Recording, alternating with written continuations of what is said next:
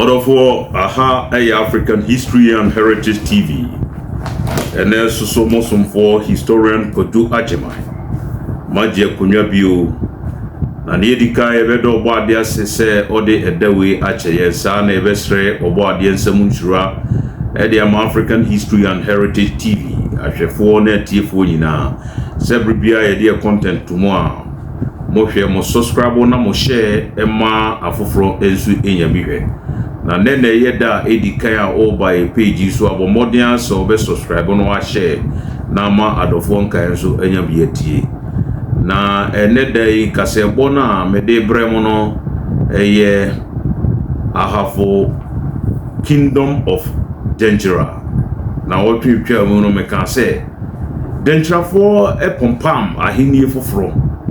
Na sa ahini no na wo bie ya yefre no ahafui. Nana atechi na oye kuku man hina oye Denchirani ena ahafofo no nyina egitumu se oni wonanim so oman hene ana king of the Ahafo Kingdom of Denchira. Now di wonanim after Asebi Antwi war asante ne ahafo kon ya Asebi Antwi odi nkugu no Asebi Antwi na odi asante asrafo anim no odi nkugu no eho ena adehia wonom wo ahafo nyina crown na atechi as king of Ahafo.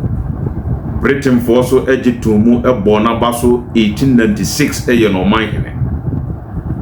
Na ne man hene no efri ne nsa obeye dikuro ne ma Ahafo Kingdom of Denchira egu ye no Asante Confederation 1935 ekombia otumfo Britain for eboano ma ofa so a ohwere na techi ne man na Britain for the man 1896 ne dikuro no den koshe groupon hinase se onsom ono sante through a groupon no no ne ma Denchira Ahafo Empire of all Ahafo Kingdom of Denchira if you like egu ya sabre adehia no nyina bwahwete a womontam atetenti sabre babi a yefre ho Ahafo region no na Ahafo Kingdom of Denchira na atechi na oye first king of that kingdom. Na me betu mu no dia adofo kan so enye no kre Ahafo nye Denchirafo nti ma yese me yinkuru no mako nkura kese nkenkara ba paramount chiefs no mako akenkan baba kosem e de akire atiefo na ma hu se asem na medi kan de bae no nokra na se poslim kanti ne de episode 2 Ahafo Kingdom of Denchira episode 2 be nkakra kram de episode 3 4 5 6 eba kusi se meka nkru ne wa Ahafo no nyina history awie na ne ye duru so no ye beka go so ne aka sankore ene akodie history enti menche hono producer obeko ahoma no so na yakohwe akodie history na nanoma bewo akodie man mu no wonom ekaaye enti ebedika hwe nananoma bewo akodie man mu abakosema omde tubia emra committee of inquiry bia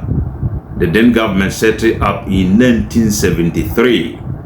eko wonom nanso no wonom abakosema wonom editubia.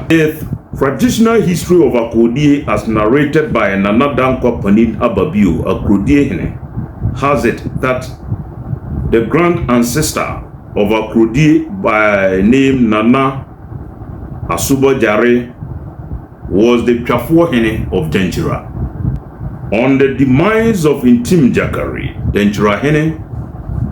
Nana Asuba Jare was ordered to offer his wife to be killed for ritual purposes. The grand ancestor did not agree to this, and on this score migrated from his hometown Apa to Ashanti he was accompanied by several people. Near Okan said, Nanum Akudie Force, Befri Denchra. Now, itim Jakari, Yemfa ono nana asoba jari, na oyebe nana, ne yere, enyi musu, no si debi, tintunta wedia mentiase. Mentiase mamon fami yere enyi musu, ena oyede. Etisade a ono na busuafo bebetu amantu betu amantu edika be bobe ho bia e wasantemam kakra. Nana Asubajare, who carried his tool along with him,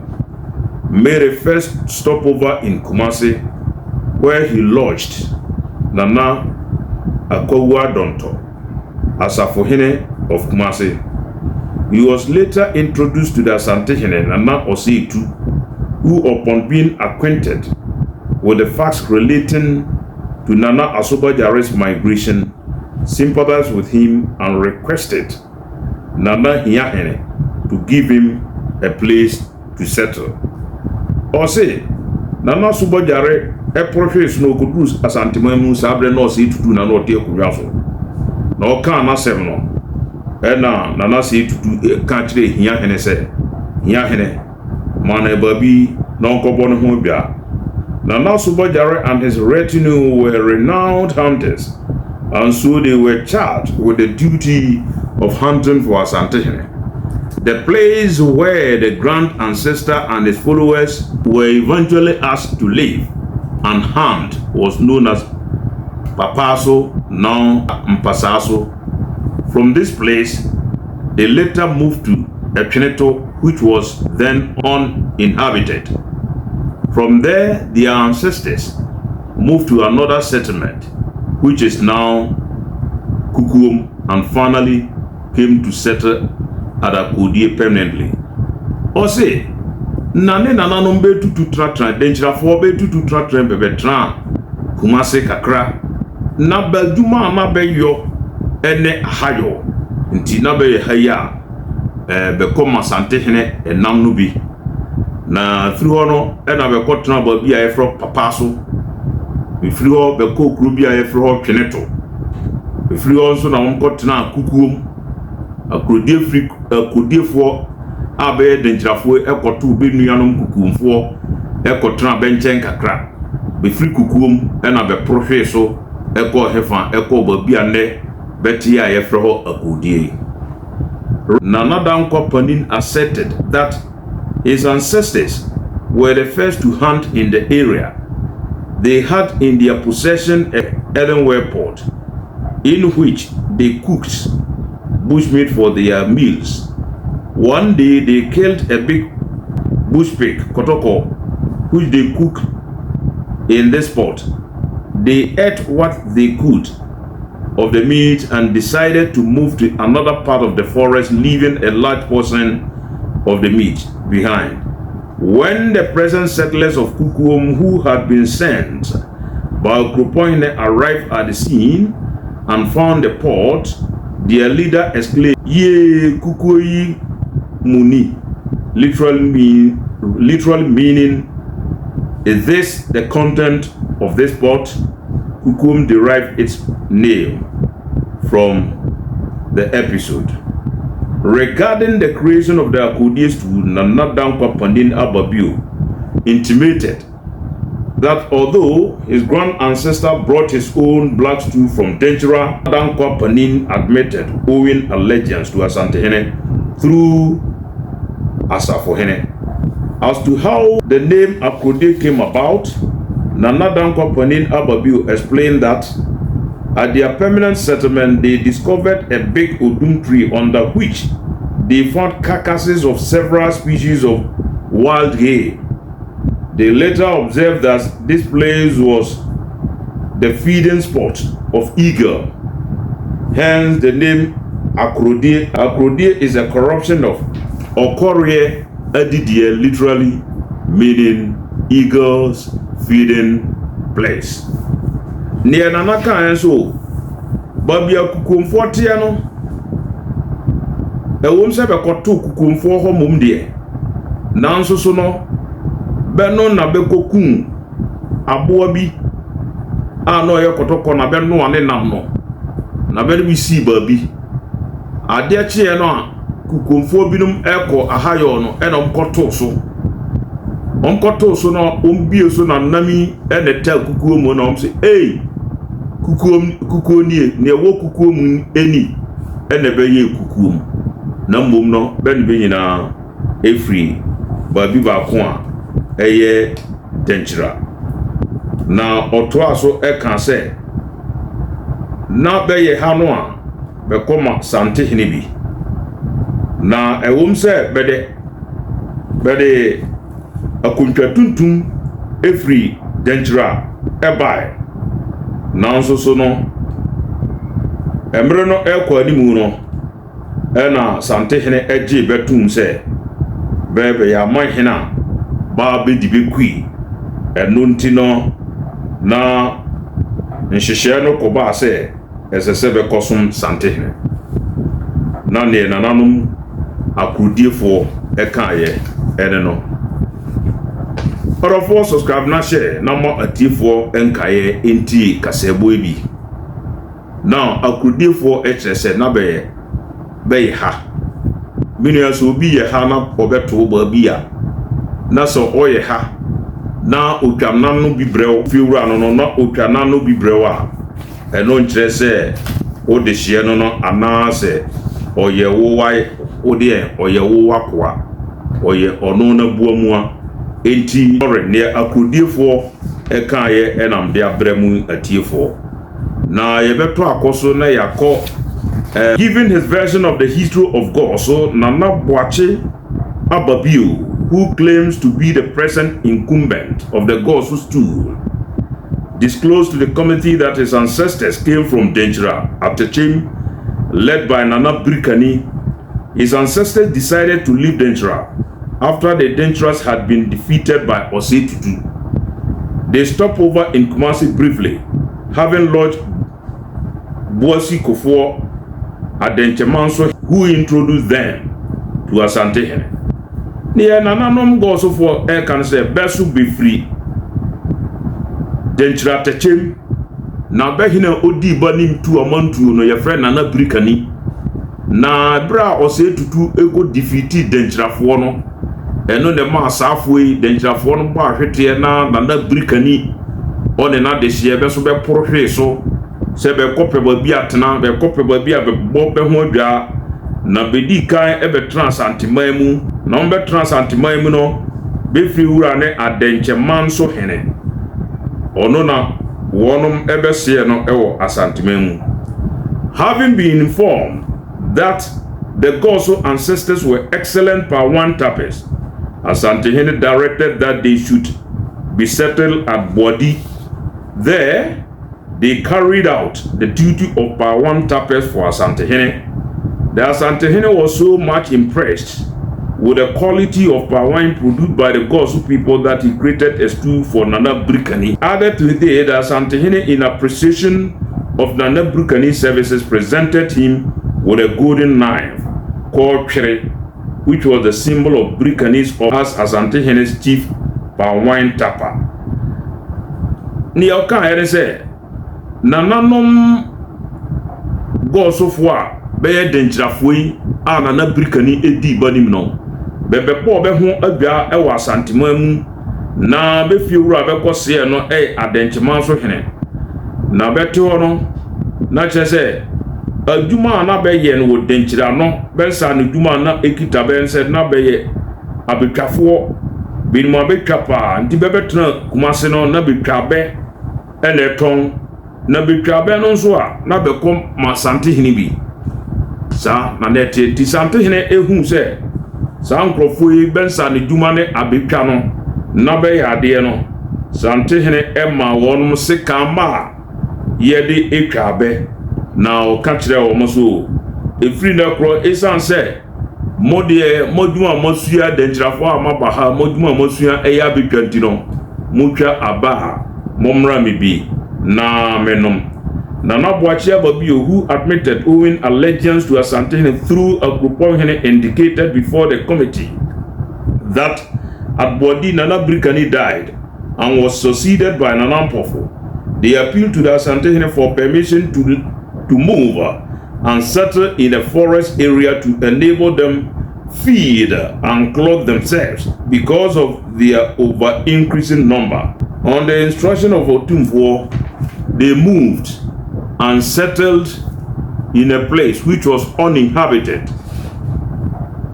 And that place was near River Ugua, hence its name Goso. Na betu Kumasi no,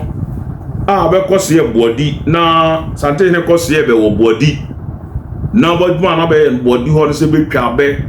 Na sanse na be nim Goso fo nim abetwa yie Goso fo be free denkyerei. Be nim abetwa yie ntino. Na be twa be no a be koma Asantehene bi. Tete no wa unim se na jenjen ne ni ho. Apetechi ne ni ho. Ensa na nananom nom. Eye palm wine. Palm wine no so yesu atwa te sense an dwuma no. Enti na obi tim se na obi tim de ahayo ye na dwuma no. Saa so na no obi de abetwa ye na dwuma. Enti denchirafo yi na badwuma be ye no. Eye abetwa. Enti be betena body no betwa be na be koma Asantehene bi. Na eye beto no ana be dom no edoso no. Na be kra Asantehene say no. Ese dia ye dom no edoso. Dore ani aso dore. Yes ye ni asase bia wa Asantehene ha. Ene ye koya nim. Kwaye num eho na nipa bia ante. Ye kobo ye ho bia ho. Ena Asantehene dia be kwan. Ena lalai be koye. Na Asante Confederation time no be ye den be sum Asante. Kane no de na be di be kui. Na Confederation num no ene koba se nhihye no koba se mom mesum Asantehene through a groupon na ne nananom Goso fo so e kan ye no ba bia ye dru nananom Sankorefo yenti Sankorefo so ne nananom e ka kire committee no e osi Opanin Kwaku Nyame, a royal of Sankore Stew, narrating the history of Sankore Stew, told the committee that his ancestors migrated from Denkyira and settled at Sankore, having brought their own stew. Also, Opanin Kwaku Nyame, or no, oye adeshepanyin bako or Sankore, e kan say, onum nananum e free Denkyira, na be free Denkyira eba no na ba be sumba kumya tuntum. When they came to settle at Sankore, they were originally owned allegiance to Asantehene through Bantamahene. Later, Achempemhene became their Adamfo, through whom they Asantehene. Or say, Bebetina Sankore no de. Now Besum Asantehene, Benam Bantamahene so, and the Kosum Santehene. Befi ura de Bantamahene.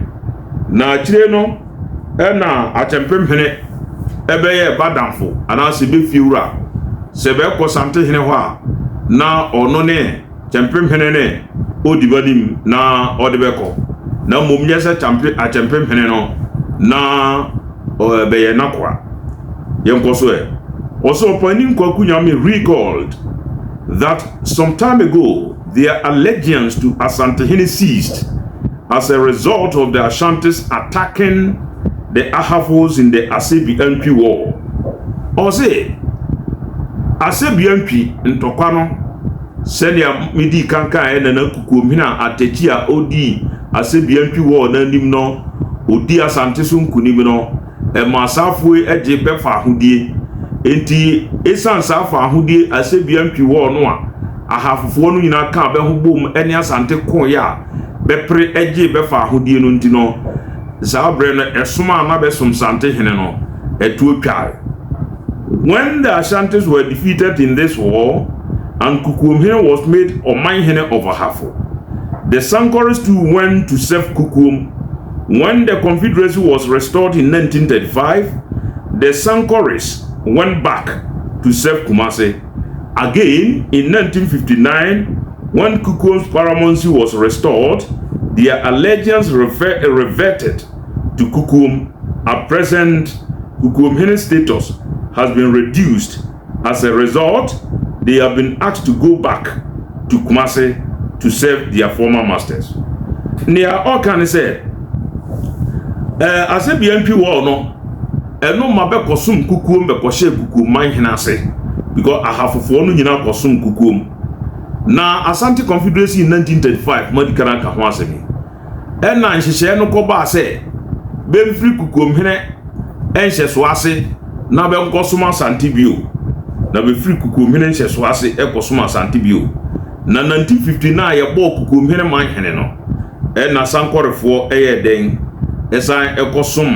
kukuom e man hene bio. The evidence was given by Opayini.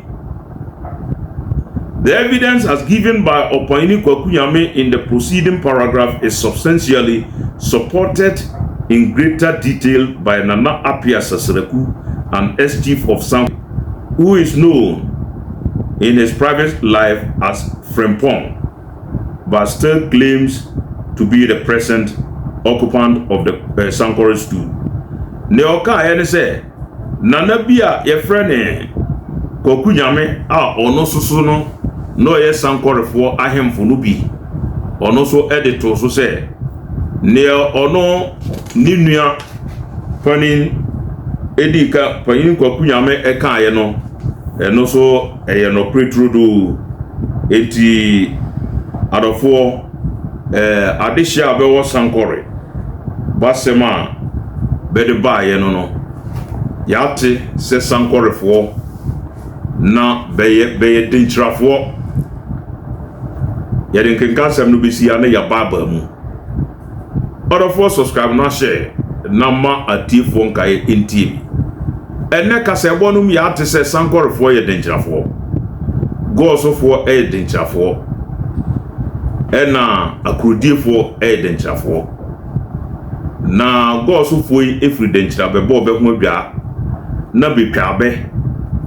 na bebe tena boadi no ayewo kumase no na betwabe na be Asante hene bi na ewo hwa na ekoba se tete no ne yetu tratra be hu ba bia nipante asase bia eda ho tetre na nipante so a na so wakobo ho bia wo ho na gosofo ene na mua na be kodru nsuo bia be frene goa no na be ko chechire be kotena ho na betu be kuru no abechechire ye no goso sana akodiefo nso dentira na babia be kotena ye no na obikum aboa to ho enti aboa na wa unim se tetede na nananom ahayo ya nana bewe aboa na abekum no na eba se aboa no wo pro no na akode ko ho ekodi nam no enti ekoba se beto ho akordidie babi akode edidi akordidie akorye didie no na ya kanse na aye ne akodie saa so na nananom a bewo Sankore etrese be se ye no kre be free dentra na betra babi a nne beti ya be fre ho Sankore na beba no be die be kita na be kita bakunwa tuntum dada obi kita na kunwa tuntum dada no de namde a na se kire se oditumi onhye obi ase beba no so bebe bo be ho adua kakra e wa Asantemamu na be profile so e ko ba bia ne bete a ye fre ho Sankore odofo sa ne tie na esanse wo the forest state ha the present day Ashanti region adehye no dodo no a eye dentrafo na hafo region no se na modika aka no adehye no be se 90% plus dentrafo dentraman no na expand na ntokwa ho ndi oho na adehye no bi migrate akọ babiatran o say to the first oni dentrantim dakari ekon ya also ane mane ekobo ni fi yase no ntino adehye no nso ebi tu amonto se be kope babiatran intim prempre kura ko babi a ye frɛ ho Ashanti region ya atwemafo no nyina atwema mwobiaja atwema mponua atwema ne atwemafo no nyina dentrafo okay Makaxi ni book bi a watwe Dentra in the making of Asante sa aso na adehye a bebebo be ho bia wo babi a ye frɛ ho hafoi be nyina be se 90% plus that's where dentrafo na awerɛhosɛm a ɛwom ne sɛ saa brɛ no a saafoɔ no etu amantuo no unse tete no ne nante fom ada sɛ obɛtena pɔnkɔ so anaasɛ obɛnante fom na kanfoɔ de yɛte kwaye mu ntu na yɛnim pɔnkɔ foro because pɔnkɔ ntumi ntena kwaye mu de sɛsrɛ so enti nante na ne nante enti nante firi dwukwa denkyira no hwa na obeduru Kumasi center hɔ ɔba soro ha anaasɛ ɔkɔ migrate akɔ safi awowi area hɔ ana bono area hɔ akɔ pɛ ne ba bi atena ne ɛkɔba ne sɛ bebeduru Kumasi na babrɛ kane no so munim sɛ na abusuabɔ aka abusuabɔ na ɛwɔ hɔ adua na bretu ko na ne yɛkeka nka ho no kane no na ente sɛ nnɛ so yɛ duanani na hu unua duanani a ɛte sɛ o maame ba papa ba enti bebeduru Kumasi na sɛ babra bɛyɛ agonafo behu benua akropɔn hene a ɔno so ɔyɛ agonani abro ɛne yɛnkɔse akropɔn hene kakra na yɛtena ha na yɛde ahom kakra ne yɛho sisi so a yɛde ho adom bio akɔpɛ ba bi atena saa ne teɛ na ɛba sɛ dodoɔ na ɔba na wakɔse bi a akyɛmpem hene dentirani ba na wakɔse akropɔn hene we ba na wakɔse hia hene another team ba na wakɔse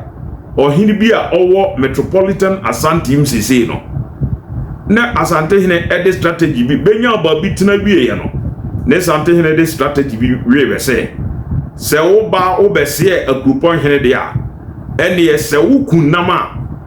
fa bibra akropɔn hene na ɔmfa mmerɛ me Asante hene na kyɛ sɛ akropɔn hene hia hene ana atempem hene ana akyeame hene ɔna yɛ ufiewura ɛno na Asantefoɔ no de policy bi ba sɛ ɔyɛ wadamfo wote ase na wadamfo de so ɔnhyɛ nase nti no bɛso metete no sɛ na ne esi som o wakunam a brambi wakunwe a brambi enti saafoɔ nyina de hye a bɛbɛbɔ dɔmpem ɛwɔ hafo no Asante anko anche baako pɛ koraa ahafofo a bɛwɔ hɔ yi dotoɔ no afiri dentira ɛne akyemman mu na binom so ɛyɛ Germanfoɔ memfoɔ na Asante anko anche baako pɛ koraa ba bɛde bɛpɛ ɛde bɛkɔtena hɔ na ya na Asante historians no ebidum eka sɛ o Abimoro ne ntɔkwa na obeto hye Asante so no no na Asante hene ema eboabo dentrafo na be wa Asante mamu ma beko epam Abimoro na ne nsase no wɔkyekyɛ ma be enti Asante hene ne nsase na menua sɛ wote wa Asante mamu na Abimoro a ɔyɛ safidi ba bia hafo ɛwɔ sese na yɛ Abimoro ɔyɛ safini ne nsase no no ɛna ɔbɛto hye Asante so ɛna kɔba sɛ denkyirafo a benim kun befiri Asante abɛbɔ bɛ ho dɔmpemɔ hɔ a ɛne yɛnkɔkompam Abimoro ne bɛkɔko de bɛ mogya ne batuo ɛpam Abimoro na bɛpam Abimoro na ɔkɔ wie na ne nsase no betwitwa no kwatam ɛkyɛ wie a obi bɛto hye so obese wahenie wa Asanteman mu ɛna memde mogya ɛko ntɔkwa no bi ne yɛpam no ne yɛfa na japade na yɛjapade no na japade na yɛfrɛ ne buti no a ɛyɛ asase no yɛfa na se yɛkyɛ wie a adentima wo claim sɛ ntɔkwa na yɛkɔko yɛ no ajapade na yɛkyɛ yɛ no ne yɛmemnya no ɛyɛ odie bio menua a wotie me wo sɛ ɛne mmara ɛne amamre ebo bretrudu se wo yesa na asisie na wusisi sa nipa no eno etoko so a eno na techi a oye kukuom hene o kan se no Asante mo pese mu die so fa ebra ene ye ntiase ye nku na mre mu bio ye ntwa be mre mo Asante hene nsan bio mane nom ya ye de ho na Asante hene se no etisade a ye bekɔ akoko atia hafofo ne ya force be de ma be hye yase na hafofo no nyina ye nkabom na techi a na oye kuku manhene odi wonanim ne ye kon ye eti Asante ɛwɔ Asebi antwi wo na Asebi antwi wo no a Asante edi nkuguo no denkyirafo denkyirafo a bebe kyekyere ahafo yi no benya befa hodie na ebesande be ho ekobo na techi de ne ho kobo Britain for Britain for Eastern Protection Agreement in 1896 it declare na techi oye kuku manhene se ɔne yɛ ɔman hene ɛwɔ ahafo nyinaa na Asante Confederacy therefore ɛna yɛ pia ahafofoɔ no nyinaa ɛde wɔn kɔhyɛ Sante hene ne ɛnhyɛ so ase ɔdɔfoɔ subscribe na share madika ka kyerɛ sɛ Asante hene saa bra Asante Confederacy no ba na bɛte pono ti no na yɛ Jackson ɔno nko na yɛ broni Sante hene ɔne na trankonwa Asante ahemfo mmiɛnsa ne bɛka Jackson ho Major Jackson nti bɛyɛ nipa 5 enti sɛ ɔbɛka wasɛm sɛ mpɛsɛ miam dem ho kukom ko kana asɛm sɛ ɔpɛsɛ ɔno ade no ho Sante hene sɛ dabi ufiri dankyerɛ ba no okɔse akurupɔn hene nti kɔhyɛ akurupɔn hene ase na committee no apia no ɛde na kɔhyɛ akurupɔn hene ase sankɔre okɔse ahia hene nti kɔhyɛ hia hene ase akodie okɔse asimasi nti kɔhyɛ n'ase ne be piapia bɛ ɛkɔhyɛ Kumase ahemfo binom ase sɛ bɛsum Sante hene through sa Kumase ahemfo no ɛno ne ahafo kingdom of Denkyira a na techi ɛna yɛ king sa kingdom no ɛyɛ den egu yɛ ɔdɔfoɔ subscribe na share na ma atifo nkae enti kasebo bi yɛde kasebo no besi na ne tofa bom ne sɛ ɛnɛ yɛ ka aman hina traye ana paramonsis miensa ɛyɛ goso akodie ɛne sankore beina nkenkansemi ama yahunu sɛ saafo no nyina ɛyɛ denkyirafo enti ɔkyena nyame yɛ adoma yɛbɛsan ɛde another episode aba yɛbɛkyerɛ atiefo mama atiase sɛ yɛka sɛ adehye a bɛwɔ ahafo mani mu no be nyina dodoɔ no more than 90% bɛyɛ denkyirafo ɛne 8% ɛyɛ achemfo ɛna baba ka binum yɛ jamanfo na ba bɛyɛ asantefo kronkron pa be fira asanteman mu no ɛyɛ nkuro mmiɛnsa pɛ